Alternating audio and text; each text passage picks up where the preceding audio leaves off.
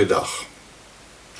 Die van julle wat die inleidende musiek herken het, sal agterkom dat ek vandag met 'n ander tema begin. Daarom in die musiek verander. Dis egter nie heeltemal weg van die tema van tuine nie.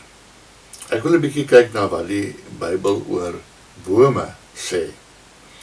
Ek kon nie musiek kry wat spesifiek oor bome of 'n boom gaan nie, maar die tweede vers van hierdie liedjie lei in Engels: When through the woods and forest glades I wander, I hear the birds sing sweetly in the trees.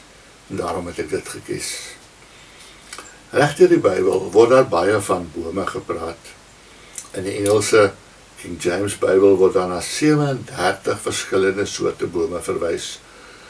Sommige soorte soos byvoorbeeld die cypress, acacia en die essenboom word slegs een keer in hierdie vertaling genoem.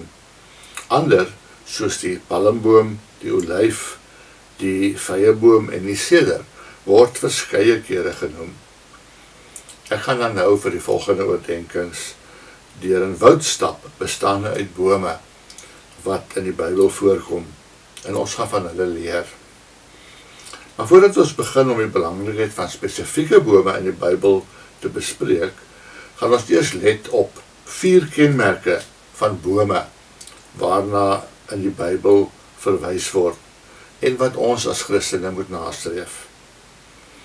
Psalm 1 vers 3 sê: Hy is soos 'n boom wat by waterstrome geplant is, wat op die regte tyd vrugte dra en waarvan die blare nie verdroog nie. Hy is voorspoedig in alles wat hy aanpak, verwysende na die gelowige wat die weg van die Here bewandel. Om soos bome te wees, moet ons geplant, produktief, en lus vir die oog en voorspoedig wees. Bome word geplant. Soos 'n boom moet ons verplant word, oorgeplant vanuit ons ou lewe in 'n nuwe verhouding met Christus. En dis belangrik dat God self ons verplant. In Matteus 15 vers 13 lees ons: Maar Jesus antwoord: Elke plant wat my hemelse Vader nie geplant het nie, sal uitgetrek word. Die tweede een is: bome is produktief. Let op die frase: dis by waterstrome geplant. Indien 'n boom nie water kry nie en sy wortels in die water kan opsuig nie, sal dit verdroog en doodgaan.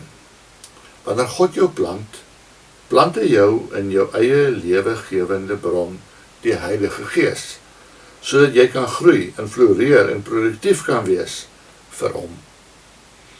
Jou wortels is geanker in hierdie lewegewende bron wat jou in staat stel om die vrug van die Gees te dra. Môre kyk ek verder na wat bome ons leer oor skoonheid en voorspoed. Nou kom ons bid saam.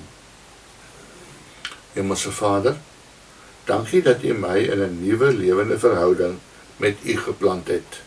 Dankie vir U Heilige Gees wat in my woon en my help om soos 'n boom goeie vrugte vir U te dra. Amen.